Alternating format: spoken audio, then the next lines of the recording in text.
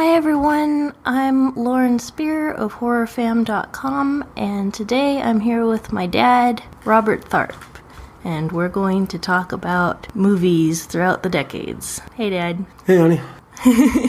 So we were talking about basically just like our desert island lists of movies that we, take along with us from each decade. Not necessarily the best of the decade or the most important, but the ones we enjoy the most. Yeah, why would I want to be on a desert island with movies that are way too important for me to enjoy? Yeah. So we started out with the 1930s all the way through the 2000s, and we're not going to do all of them today, but this will be the first of a series, I suppose. Or we could finish them off all today and think of something else to do next time.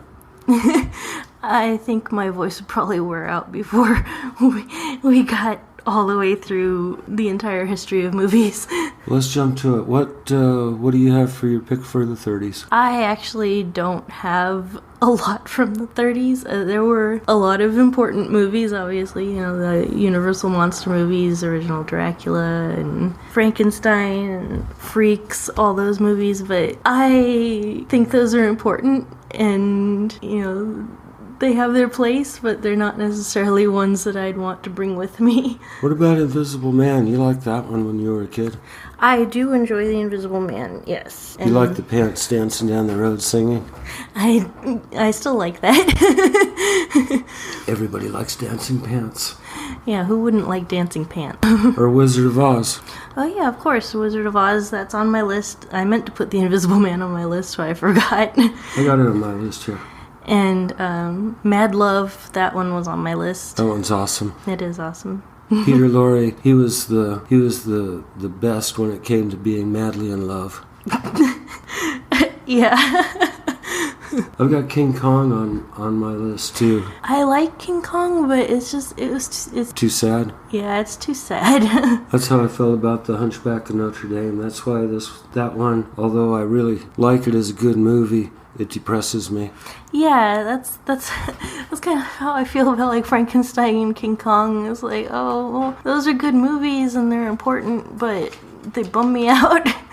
Still, Wizard of Oz had the scariest bad guy in it until Darth Vader showed up in the 70s. Yeah, I suppose. They both look good in black. They do both look good in black, that's true. You want to move on to the 40s now? Sure. Okay. Oh, and one thing I should mention is that our lists are more genre movies, I guess, than just strictly horror movies. Because, for one thing, there weren't always a ton of horror movies for the decades, or the ones that there weren't that great. So we also included some sci-fi and fantasy movies in our picks. These are our picks. Other people can pick stuff of their own, and they can get in touch with you and say, why didn't you include this? And why didn't you include... Spanish Dracula from the 1930s was fun to see.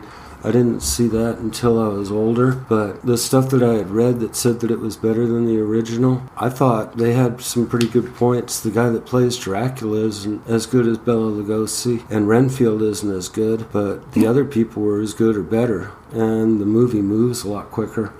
Oh, okay. Well, yeah, pacing would be good. And you can tell that I haven't seen that one, so I might have to check it out. Well, the girl in the original Dracula, Helen Chandler is the actress. I had the hardest time telling whether she was under Dracula's control or not, because her performance didn't change a whole lot. But Lupita Tovar... That's true. Yeah, I mean, she was a zombie either way. Lupita Tovar in the Spanish Dracula is way better. Oh, okay. So, worth checking out for Lupita. Oh. She just died a couple of years ago. She was like 107 years old. Oh, wow. Well, shout out to Lupita. Yeah, wherever you are now. Yeah. Okay, so... Well, that was kind of a bummer note. On to the 40s. It was horrifying. It was horrifying. Okay, top 40s movies. Well, I think we probably have a lot of the same ones for the 40s. Let's find out. Well, I have your favorite movie, Abbott and Costello Meet Frankenstein. So much my fave. Yeah, it's like the Monster Squad for your generation. Well, all the Universal monsters in one movie. Yeah, pretty much all the ones that mattered at the time. Yeah.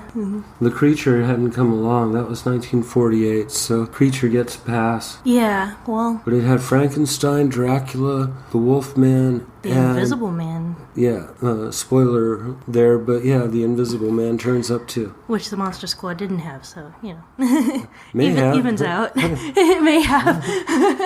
Yeah, he was just in the background the whole time, and nobody noticed, and he didn't say anything. Yeah, top pick for the 40s for me was A&C Meet Frankenstein. I love the comedy, and it had my favorite three monsters from the Universal series in it, so top marks for that. I used to watch it every Halloween. They would show it once a year on Halloween night from 4:30 to 6, and that would be when I would have dinner, get into my costume, and when the movie ended, go out and trick-or-treat. Yeah, well, it's still our yearly Halloween movie even now. Yeah, I must have seen that. Wow, too many times to count. Yeah, me too. Okay, well, what else is on your list, and see if it's on mine? Well, I put The Wolfman, cause we watched that again recently because my husband Frank, you know Frank. Hey, Frank. Shout out to Frank. Bread and butter. He hadn't seen any of the Universal Monster movies, and so we were introducing him to those, and He was pleased to meet them. he was pleased to meet them, yes. And when we rewatched The Wolfman, I was like, oh yeah, I remembered liking this movie, and I still like it. And it was really funny because that one scene where he's peeping on that chick, and then when he's going out on that date with those two girls, it's like, oh, he was a wolf before he turned into the Wolfman. Yeah, he's a total horn dog. Yeah, that was something I didn't pick up on as a youngster, so it was fun watching that again as an adult and being like, oh, Yeah, I see what they're doing there. giving him access to a telescope in a small town, that probably wasn't smart. Yeah, that was fun doing that with Frank, and it made me remember back how much I enjoyed watching these movies with you when you were growing up. I was already growing up by the time I was your dad. So I would hope so. Yeah. Though actually, thinking back on it, like, I'm older now than you were when I was born, and so You're doing way too much math.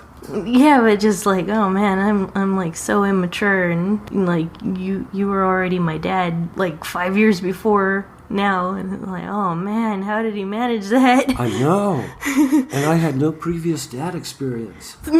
Yes.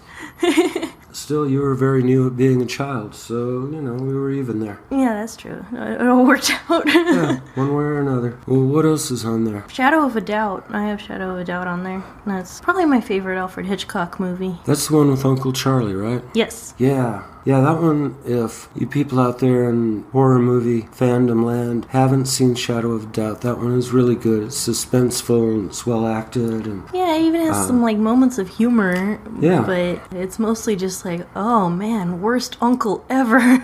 yeah, and in a genre that invites uncle comparison, Uncle Charlie gets, top marks for being a bad uncle. Yeah. And yet he's still kind of a sympathetic character. That's a good choice. I've got on here Return of the Vampire with Bela Lugosi, which I actually prefer to the original Dracula that made him a Dracula movie star. Gosh, you know what?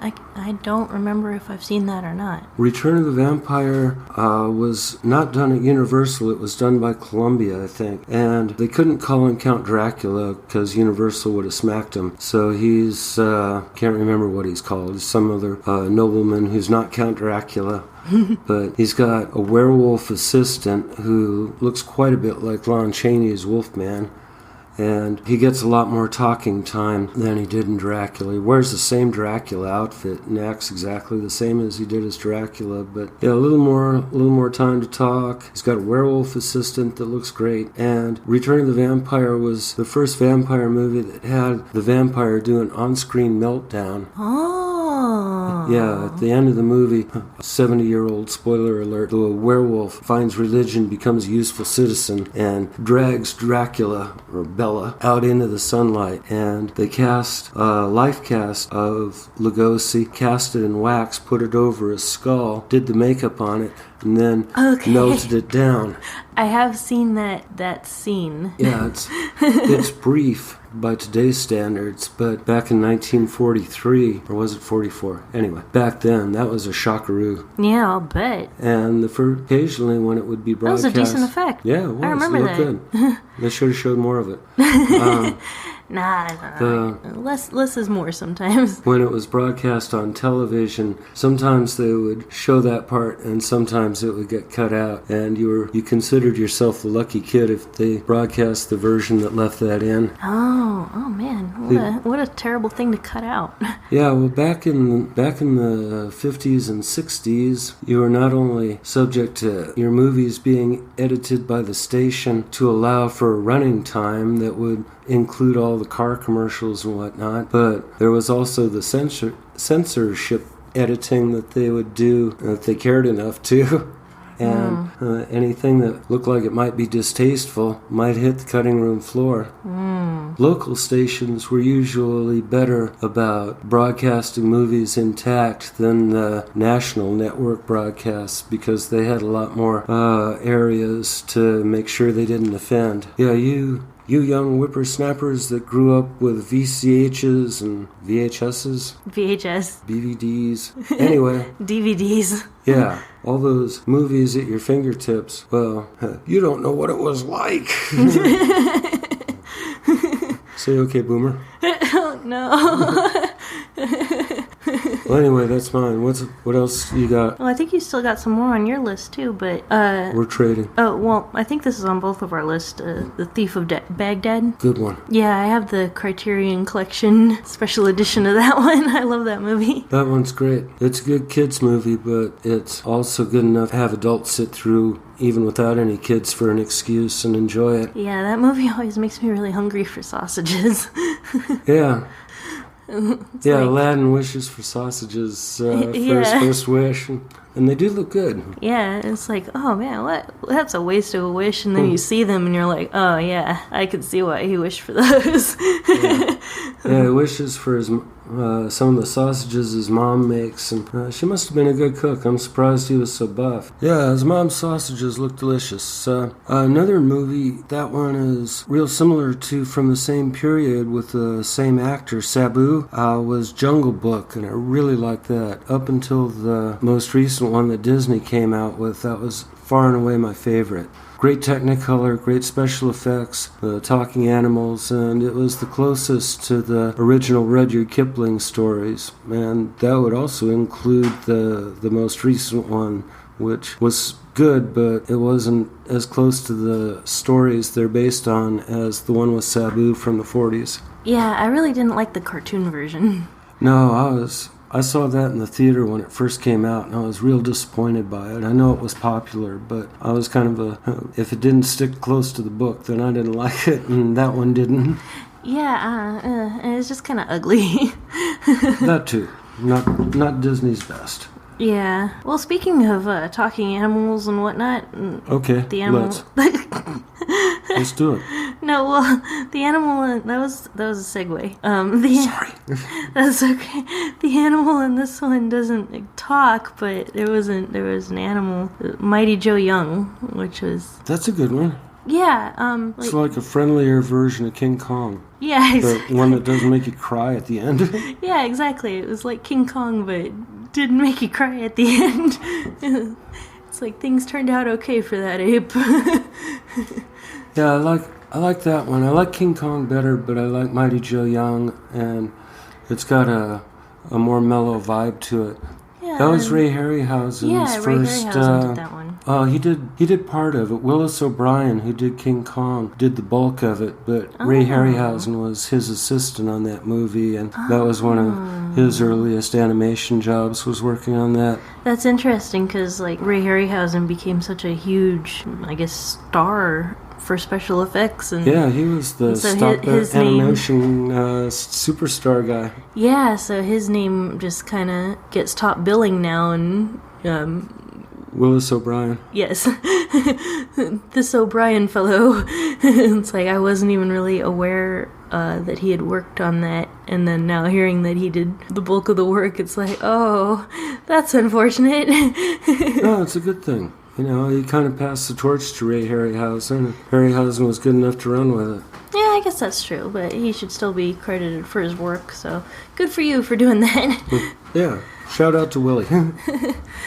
All kinds of shout outs today. You want to stick with the 40s, or shall we move on? No, I still have some for the 40s. Do it. The Ghost Breakers, that's kind of a horror comedy, one of the first horror comedies. That's the one with Bob Hope, right? Yes, it actually, I think it came out before Abbott and Costello Meet Frankenstein. Yeah, it did. So yeah, it was like one of the first horror comedies, and I like it.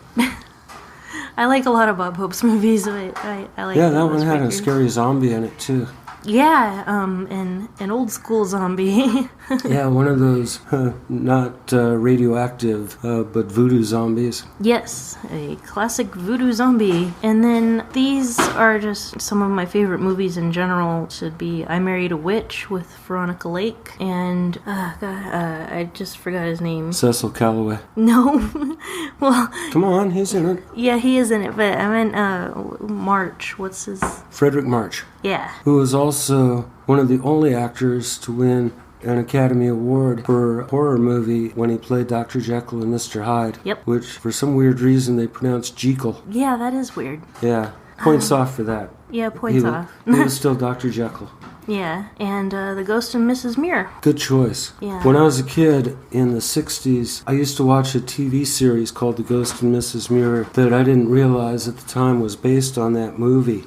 I didn't catch up with the movie that you saw till years later, and I thought, oh, this is way better than that TV series. That TV series was stupid.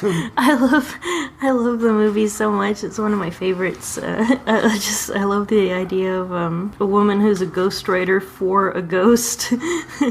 That really amuses me. I like a lot of ghost-themed movies, but yeah, that's definitely one of my favorites. It's got all. It's got it all. It's got, I can see how that would be a favorite of yours because it's real romantic and yet it's got the fantasy element to it. Yeah, it's romantic. It's got the kind of supernatural fantasy elements to it. It's got some comedy. It's got a lot of drama, like sad stuff. It's got everything. And okay, there it is, 4 stars. If you haven't seen Ghost and Mrs. Muir, you should check it out. Yes. Oh, it also has a really good soundtrack, like the score by Bernard Herrmann. Yeah. Yeah, he got real famous for doing great scores for genre movies, Hitchcock movies in particular. Yeah, he did, yeah. He also did a lot of the music for the Sinbad movies and Jason and the Argonauts. Yeah. And all those. Yeah, the Harryhausen movies. Oh, yeah, man. Oh, those have great music. I didn't find out until much later in life that it was all the same dude doing, like, my favorite movie scores. Yeah, Danny Elfman seems to have picked that baton up and run with it from, like, the late 80s on for so many of Tim Burton's fantasy type movies in particular. You look, oh yeah, Danny Elfman doing the music again. Very recognizable style. Okay, are we still doing the 1940s? Because I got a couple left here. Yeah, I think I went through my entire list, but it looks like you've got a few more. Just to touch on briefly. I also did Here Comes Mr. Jordan. I haven't seen that one in ages. Yeah, it's kind of a weird one. Oh, and then we both have like little note cards that we wrote our picks on so that we wouldn't blank out when we got in front of the mic and didn't work, did it? Get flustered, but I have a bunch of notes on the back of stuff, but it's Dad's turn, so go. Okay, real quick, I got Frankenstein Meets the Wolfman, which is my favorite of the Universal sequels, and it's one of the crossover team up. Yeah, it was the first of the Universal team-up movies. And I think the first 20 minutes of that are the absolute best Wolfman movie of the Universal series. And once he meets Frankenstein, that movie just goes nuts. It's just off the chart. I don't know, horrible is the word, but it's fun all the way through. But the first part is a really good, straight, scary movie with the Wolfman as the It does get star. pretty bonkers. Yeah. Yeah, once he meets Bela Lugosi as the blind Frankenstein monster. Yeah, that was they don't mention he's strange. blind. Yeah, he's blind from the previous movie, but he was also talking in the voice of Igor, whose brain was transplanted into Frankenstein's head in the last movie. But when preview audiences in the 40s saw Frankenstein talking in Bela Lugosi's voice, saying, "I will rule the world," they just started laughing and rolling in the aisles. They thought it was ridiculous. So Universal cut out all the parts where he was talking, cut out any reference to his being blind, and ended up making Bela Lugosi's first and only performance as the Frankenstein monster the worst in history. And so that's what happened. but the image of Frankenstein sticking his arms out straight and stomping around, looking vaguely robotish, that was because of that. He was pretending that he was blind, and it just kind of stuck. That's the new Frankenstein walk, with your arms sticking out, like you're afraid to bump into stuff. Okay, well, anyway, half that explains a lot. Well, Frankenstein meets the Wolfman. Half a really good horror movie, and half just a mess. A mess, but a fun mess. It's a fun mess, yeah. And there's a great fight scene between the Wolfman and Frankenstein at the very end of the movie. Plus you get two monsters for the price of one. Exactly. So why I used to buy Batman and Superman Together comics and World's Finest comics. I got my two favorite heroes for the price of one. There you go. And what was that price, Dad? 12 cents. Oh my God. And it was worth it. I'm sure. Okay, we done? Or you want to do more? Well, you still got some more on your list. You got like two. I'm peeking over your shoulder. You got two that start with house, and Yeah. I see a cartoon on there. House of Frankenstein, House of Dracula, two more sequels in the Monster Marathon series from Universal. If you like the other ones, then check out those two. And Pinocchio is on here because it scared me when I was a little kid watching Lampwick get turned into a donkey for being a wicked child that smoked. And you are a wicked child that smokes. Stop it.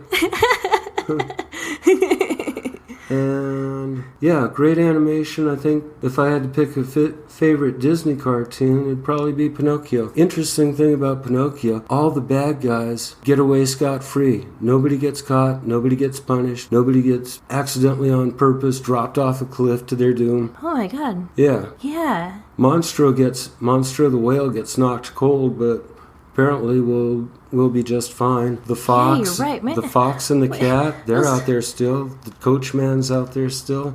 Stromboli just drove away. He didn't have Pinocchio as a prisoner anymore, but he's fine. Oh my God, yeah, you're right. That- What was it? This was that during the is- 40s when the Hays Code around. Exactly. Like, how did they get away with that? That is totally unusual. They ruined so many movies during that period by having to apply that any bad guys will be punished for their evil deeds. And yet, in that movie, Pinocchio, none of the bad guys gets punished. No evildoers are brought to justice. The fact that Pinocchio escapes with his life is the best that you're able to do in that movie. It was so lifelike in that regard, don't you think? Yeah. Yeah. Oh, speaking of Disney cartoons, though, You want to? well, we were, but I wrote down. I don't really like Fantasia that much, but Boring. Yeah, it's super boring, but it is interesting for the Night on Bald Mountain segment.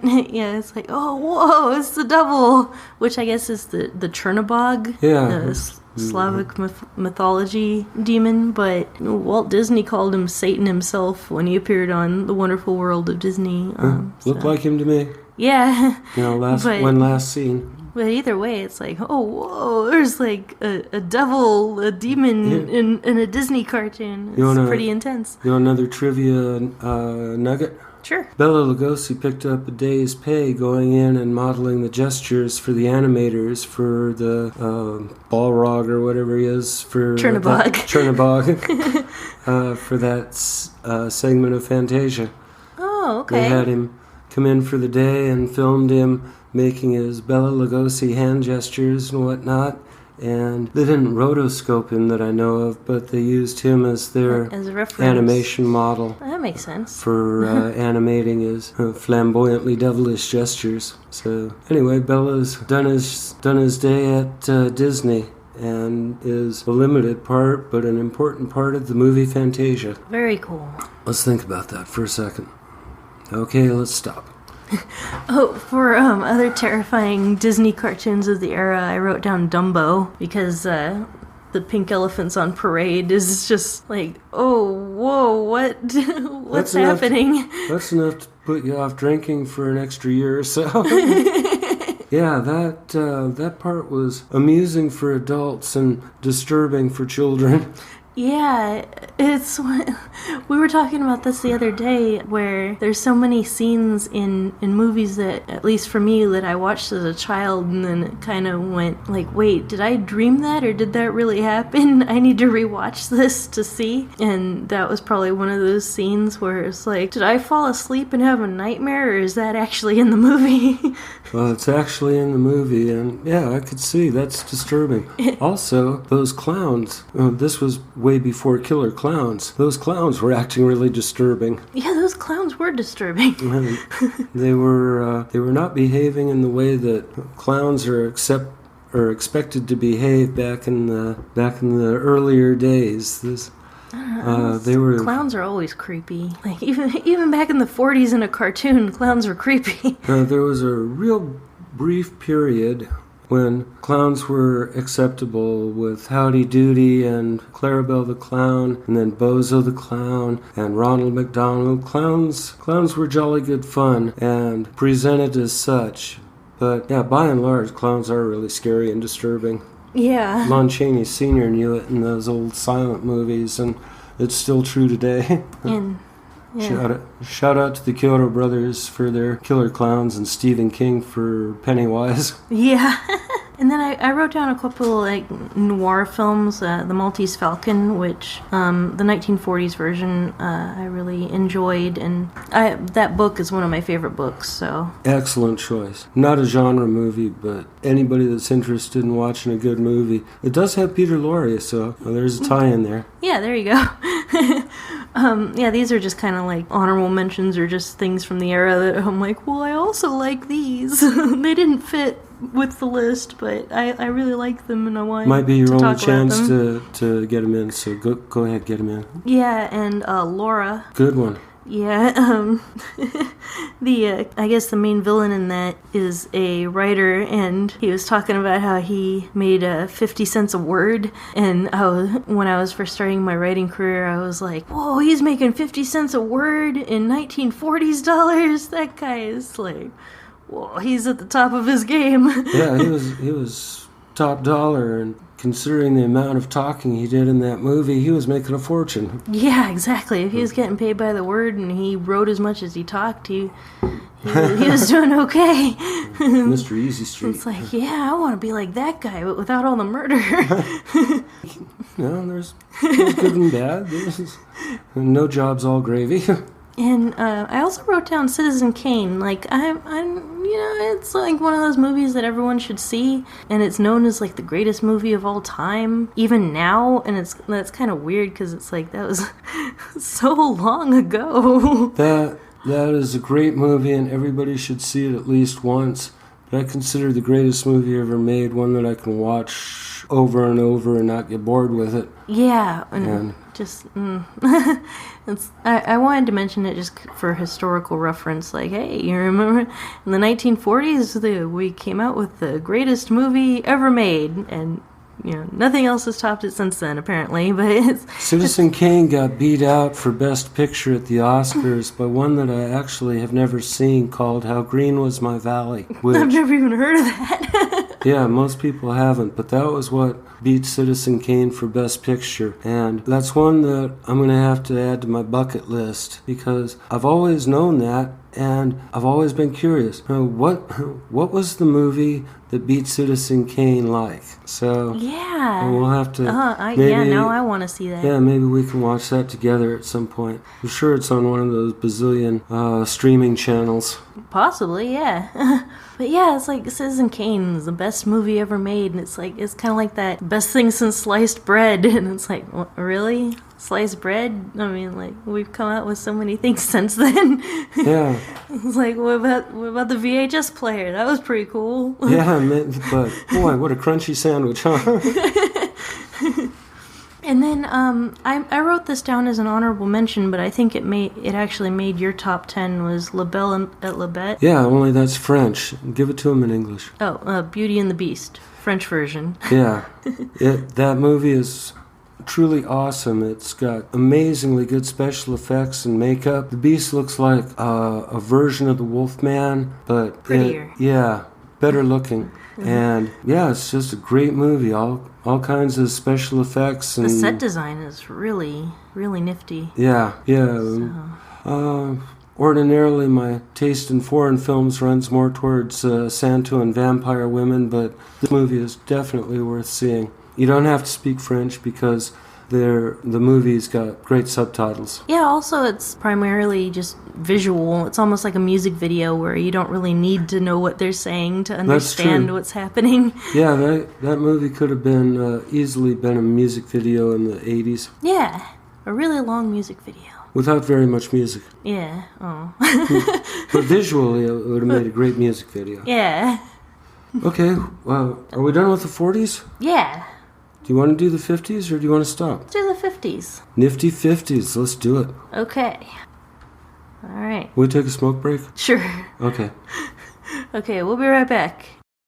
Okay, and we're back, and Dad has not been turned into a donkey, so we're going to proceed. Why would I be turned into a donkey? Oh, yeah, from smoking, okay. Okay, you want to... Nice one. Yeah, that was earlier in the show. A little callback. Okay, 1950s. Whew, made it to my decade. Yeah, that's the decade of your birth. Okay, I don't want to date myself. Why don't you go first? Top pick? I don't want to date myself either.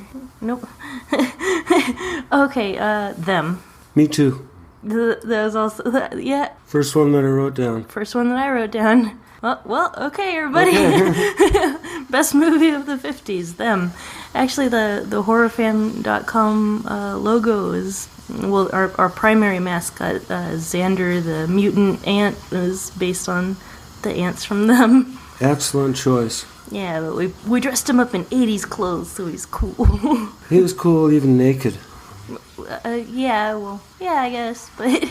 Anyway, them, for me, was the most awesome movie ever. I didn't see it in the theater. I saw it on television, and it had awesome giant ants, and it took place, well, the climax of the movie took place in Los Angeles, where I grew up, in locations that I recognized, and it just got top marks all around. Yeah, whenever we hear like that weird squeaking noise in real life from various things, and it's always like, oh, giant ants, they're coming. Yeah, whenever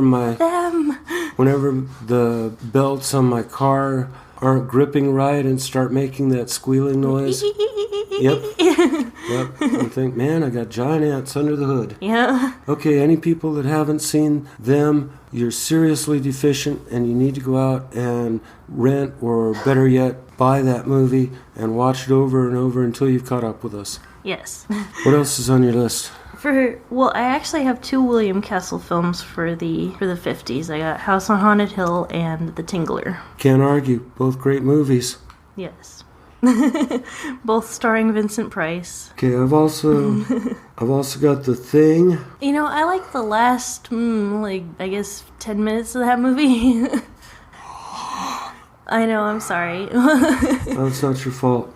I really liked the 1980s remake of that movie, and I love the monster from the original Thing from Outer Space. Wait, is Thing from Outer Space? Thing from Another World. Thing from Another World. Yeah, Thing from Another World. Sorry, my brain is bleh. I'm still getting over being sick. Dad as well. He was also hit with the crud. It's true. I'm sorry. You don't have to be sorry. But yeah. Okay, well, it's whether it's because you enjoy it or historical reference movie, it is definitely worth seeing. Yeah, I do love that monster. James Arness as the Thing. He's also the star of the Them. That's true. Yep. Yeah, if you. But he's not a monster in that one. No, he's the hero in that one. Yeah. And he wasn't too crazy about playing a monster in the movie The Thing. He thought he was way too handsome to be a monster. Okay, it's debatable, but he did make a good monster in that movie, whether he liked the job or not. Yeah. And by the time he was in his 80s, he kind of mellowed about having played the monster up for years, I guess. He wasn't real happy with anybody that would bring up he had been that monster and would kind of blow him off if they asked for an autograph. Okay, another personal favorite from the 50s is The Crawling Eye. That is also on my list. Or the Trollenberg Terror, as it was called originally. It's an English movie with Forrest Tucker and Carolyn Monroe. No, Janet Monroe. Carolyn Monroe's later. Janet Monroe. The girl from Darby O'Gill and the Little People. Right, and Swiss Family Robinson. Yes. Which isn't a terror movie, but she's in it, so... Yeah, Crawling Eye is an alien invasion movie. It's got psychic possession and zombies, and if you look at it logically, it doesn't make a whole lot of sense, but it's a lot of fun movie. Yeah, I think about it, we live surrounded by mountains, and it gets foggy up on those mountains quite often. Whenever you get up real early and see the fog up on the mountains, it's like, oh. Important plot point from that movie. Yeah, it's like there might be giant eyeball monsters hiding up in those mountains. Yeah, the eyeball aliens hid inside clouds on the tops of high mountains. Yeah. Great movie to watch with kids. It's scary, but not too scary for most kids. Yeah, that opening scene, like where the guy doesn't have a head, is. Well, yeah. But I mean. Yeah. Go on. Yeah, I'd say it's kid appropriate. Well, whether it was or not, I watched it when I was a kid and liked it, and I still do. Me too. And Darby O'Gill and the Little People, same actress, both movies, and I think Darby O'Gill is on your list. Yeah, it sure is. And that movie, it's not a horror movie, but it's got some pretty scary stuff in it. It's got great special effects. It's got some really scary, suspenseful stuff. And that's the movie that got Sean Connery his job playing James Bond in the James Bond series. Yeah. Walt Disney cast him in that movie, and the producers of the James Bond movies saw him in that, and although he wasn't their first choice to play James Bond, he's the guy that they went to based on his performance in Darby O'Gill. So, yeah, well, he was great in that. He sings in that. Yeah. Not particularly well, but if you ever wanted to see James Bond sing, that's the movie to do it. Yeah, the Banshee and the Coach de Boer, and I guess even the leprechauns are a little unnerving. Yeah. Yeah, amazing special effects for the time period. They still hold up really well today. And just like Abbott and Costello Meet Frankenstein was a Halloween night tradition, Darby O'Gill is a St. Patrick's Day tradition, that if we watch a movie on St. Patrick's Day, 9 times out of 10 it'll be Darby O'Gill. Very Irish movie. Yep. So Irish you can barely understand what they're saying. Definitely have the closed captions on for that movie. There's a whole lot of Gaelic and Irish slang that you won't make heads or tails of without a scorecard. Okay, you want to go next? Or I think... I put down Night of the Hunter. That's a good one. Yeah, I didn't see that one until I was an adult, but I was like, whoa, this movie is intense. Yeah, Robert Mitchum is really mondo creepy in that movie. Yeah, and if you ever see, there's cartoons and other movies and that stuff that parody, the writing across his knuckles. He plays He's a bogus preacher. Yeah, he's a bogus preacher, and he has love tattooed on one hand and hate tattooed on the other, and that imagery comes up in a lot of kind of spoofs, and I never really got the reference until I actually saw the movie, and they'll, oh, that's what that's from. Well, this movie's creepy. That movie is way creepy, and I'm surprised that nobody's remade it. Robert Mitchum played another creepy, murderous serial killer type in the early 60s in a movie called Cape Fear. And they did remake that one. They remade that with Robert De Niro in the Robert Mitchum part. And that movie's also creepy and kind of disgusting. But I don't think that Robert De Niro, as good an actor as he is, was as good as Robert Mitchum for being a scary, creepy guy. Battle of the Roberts. Yeah, Scary Bobs. And I put down The Blob. Classic 50s monster movie. And it's got just the best theme song. Burt Bacharach did the theme music for The Blob. Yeah. He went on to do... as the Five Blobs, but... Yeah. Yeah, it was just he went on to do all those 1960s hit songs, but the theme song for The Blob is great. Yeah, I love that. And there's just that one line that Steve McQueen says, oh, if that were true, then today would be just like yesterday. Good old yesterday. And I say that fairly often in my day-to-day life. Steve McQueen, and the gal that plays his girlfriend in that movie was Andy Griffith's girlfriend or wife in the Andy of Mayberry's TV series for a long time. Oh, okay. Yeah, it was one of those adults playing teenagers movies. Steve McQueen insisted that he never claimed that he was a teenager in that movie. He was like their older friend. Right. But I guess that's technically true, but it's like, why did they have an older friend? That's weird. Well, sometimes it happens. Yeah, I guess so. They never carded him. Okay, I've got Invasion of the Body Snatchers, the original version, on my list. Yeah, I have it on my list too. I have it as like number 11. Well, rated higher than that for me. I saw that when I was a kid, and that scared the pants off me. That's got Morticia Addams in it. It does. Yeah. And... well, that's not her actual name, but... yeah, Carolyn Jones. Yes. She was also in King Creole, which I love. I love that movie. Yeah, that's Elvis's best movie, I think. Yeah, Elvis Presley. Maybe not his best movie. I like Follow That Dream, too, but... oh, I don't know. Wait, we're getting off. We're getting off on a tangent. Okay, yeah. Enough about Elvis. Yeah, Invasion of the Body Snatchers, real good, scary, suspenseful movie, and one that's in the same vein that came out around the same time was from England called Enemy from Space. It was called something else in England. The Quatermass 2, I think, was the title in England. Quatermass was the name of the rocket scientist who was the scientist hero in a series of TV series and then movies that came out of England.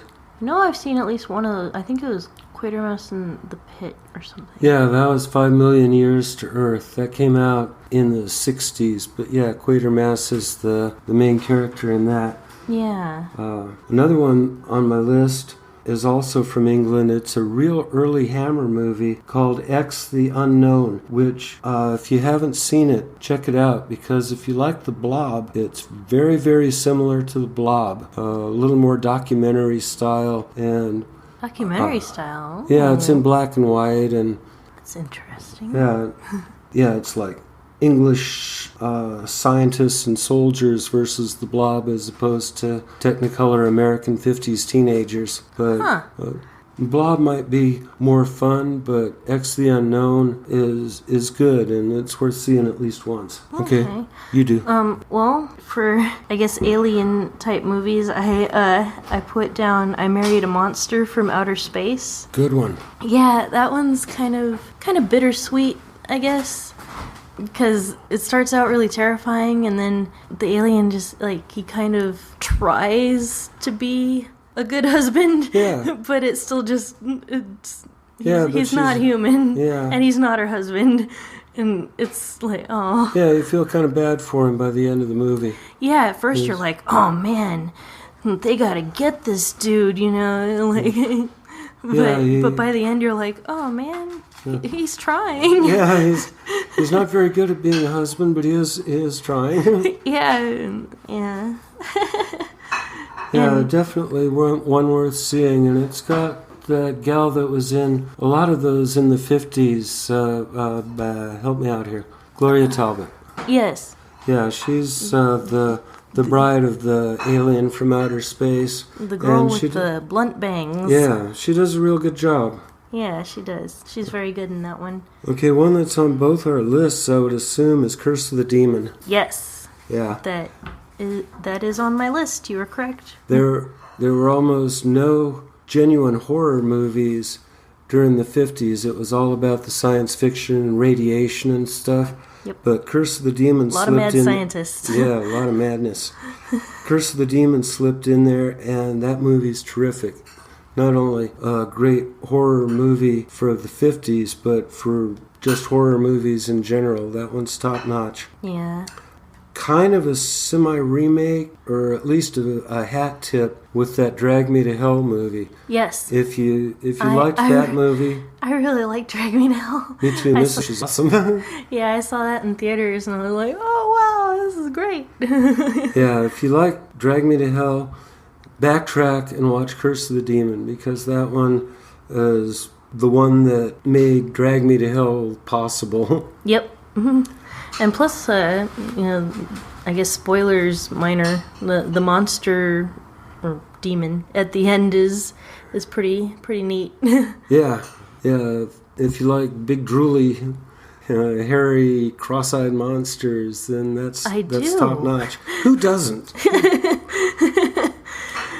And this isn't a horror movie, but it made both of our list, I think, is You Never Can Tell. True. It's definitely in the fantasy genre camp. It's not horrifying at all. Well, I mean, a guy kills a dog. Oh, my bad. Yeah, I don't know if anyone could hear that, but my mom just argued from the kitchen when Dad said that it wasn't a horror movie. She's like, it is. Yeah, killing a lovable German Shepherd's horrifying, and I'm wrong, and the girls are right. But this is one of those movies that, at least in my experience, no one's ever heard of. But it's basically this woman's German Shepherd gets murdered and comes back as a noir detective, more or less. Yeah, German Shepherd gets murdered because the dog inherited all the money. Yeah. And what happened was the dog originally belonged to like a bazillionaire, and he in his will gave all his money to the dog, and if the dog died, then the pretty gal in it would, be next in line for the inheritance. So the bad guy kills the dog so that the girl would inherit the money, and then he tries to, romance the girl so that he can marry her and then presumably bump her off as well. But the dog, after it dies from eating the poison meat that the skunk bad guy feeds it, goes up to animal heaven, where all the animals have like a mystical glow to them, and the head of animal heaven sends the German Shepherd back in the form of a person so he can play detective and sniff out who the bad guy is that caused his murder and prevent the gal that inherited the gazillion dollars from being meeting romanced the same and being murdered by the bad guy. And to make sure that things go okay, He gets a sidekick. He gets a sidekick who is a former racehorse. And so we've got sort of a noir detective and his plucky secretary who can run real fast when she needs to. Yeah, she's as fast as a racehorse. Yeah, and my dad loves cold cereal, and when I saw that movie as a kid, the main character, the dog who is now a human, keeps kibble in his front pocket to munch on as a snack, and I used to put Cocoa Puffs in my pocket and pretend they were kibble and munch on them as snacks. I didn't know you did that. Yes, I would steal some of your cereal and stick it in my pocket and pretend that I was also a dog detective. Wow. Wow, you were a really special kid. Yeah, super special. Yeah, good one. One that I doubt that anybody that's listening has seen, but if you haven't seen it, try and track it down. It's worth seeing. You never can tell. I had to get it through a print-on-demand company that I found through Amazon. Okay, well, it'd be better if you got it yourself and didn't borrow her copy. Yeah, I think that's it for my list. I put an honorable mention for The Creature of the Black Lagoon, because... Best monster suit. Best monster suit, and... Best one-piece bathing suit. Yeah, and we got to meet the man who played the creature, Ben Chapman, land creature. That was one of the best moments ever, was seeing you and Mom getting a hug from the creature from the Black Lagoon. I never dreamed that I would ever get to see the two girls that matter most to me getting squeezed by the creature. Yeah, that was really cool. And I also gave an honorable mention to Bucket of Blood. That's a good one. Yeah. I watched it again recently. I remember just watching it as a kid and just rolling in the aisles, and then I watched it again fairly recently. I'm like, this is still pretty funny, but I'm not rolling. But I still really enjoyed it, and Dick Miller's always fun. Yeah, Dick Miller's great. Whenever... Yeah. I always have to give an extra half star to any movie that Dick Miller pops his head into. Oh, exactly. Yeah, at least a half star, maybe a whole star. Any movie that Dick Miller is just like, hey, I'm here too. Yeah. It's like, oh, brilliant. Okay, I got one more on my 50s list I wanted to get in, and that's Missile to the Moon. The remake that's... remake of Catwomen of the Moon, and Missile to the Moon's even worse than Catwomen of the Moon. Yeah. Again, this isn't a list of the best movies, but the movies that we enjoy the most. Yeah, there are a whole ton of movies that are way more important from the 1950s or 40s or 30s that have gone unmentioned. Yeah. That we should be talking about, but everybody else talks about. Missile to the Moon. Look for it on one of your streaming channels. Yeah, it always seems to pop up on a streaming channel. There's even a colorized version of it now that makes it look like they spent an extra $20 on it originally. But yeah, it's great. It's got the rock monsters. It's got the giant spider. It's got skeletons. It's got 1950s bathing beauties as the Amazon women of the moon. Take me to your Lido. Yeah. Whenever I hear that, I always think of that Boss Gag song, Lido Shuffle. Yeah, Lido, what? Drop the diamonds and run. Yeah, it's a great movie. Yeah, we quote that movie probably way more often than we should. Yeah, and we've seen it way more times than we should have. Yeah. Okay. Oh, one more real quick. Beast from 20,000 Fathoms. Loved that when I was growing up. Ray Harryhausen, dinosaur monster. Oh, wait, is that the one with the kind of like a giant chicken? No, there's no giant chicken in Beast from 20,000 Fathoms. That's that four-legged dinosaur that gets loose from the glacier and... What am I thinking of? You were thinking of giant chickens. We got a couple in the oven right now. Wait, am I thinking of Mysterious Island? Mysterious Island had a giant chicken. Okay. Yeah, Beast from 20,000 Fathoms has a giant dinosaur that actually Godzilla is kind of a knockoff from that movie. What? Yep. The Rhedosaurus he's from 20,000 Fathoms. Great early Harryhausen. And Lee Van Cleef is the heroic marksman at the end who shows up and takes care of business with the we've only got one shot at this. The start of a cliche that would last years. Till today and beyond. Okay, lots of great 50s movies. Lots of great 50s movies, and I think we've been talking for quite a while. Forever, yeah. And as Dad mentioned, we do have giant chickens in the oven, so we should probably wrap this up so we can go eat dinner. Well, we'll be back with the rest of the decades at another date. Let's do it. We've been making our lists and checking them twice. Yeah. This is my first time on a radio show. This was fun. Did you have a good time? I did. Yeah? Yeah. Yeah. I'm glad you had fun, because I want to have you back on many, many times. Okay, I'll check my schedule, see when I'm available to you. Yes, and I will go bug you when you're in the next room and be like, hey, Dad, hey, Dad. Hey, you never bug me, it's fine. Okay. I enjoy talking to you. Oh, well, I enjoyed talking to you, too. We should talk again sometime. Yes. Anyway, thanks to everyone who listened to us ramble today, and we'll be back next time. Bye. Bye. Ramble on.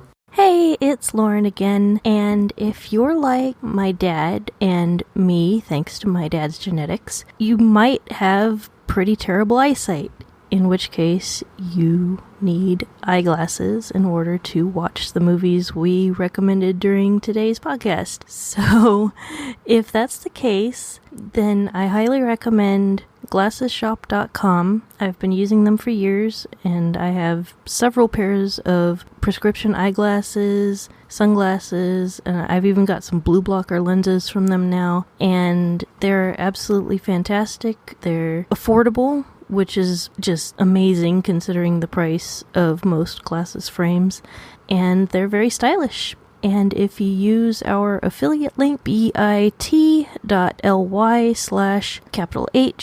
for horror glasses, then you'll be helping to support horrorfam.com and helping us buy the tools necessary to make this show even better than it is now.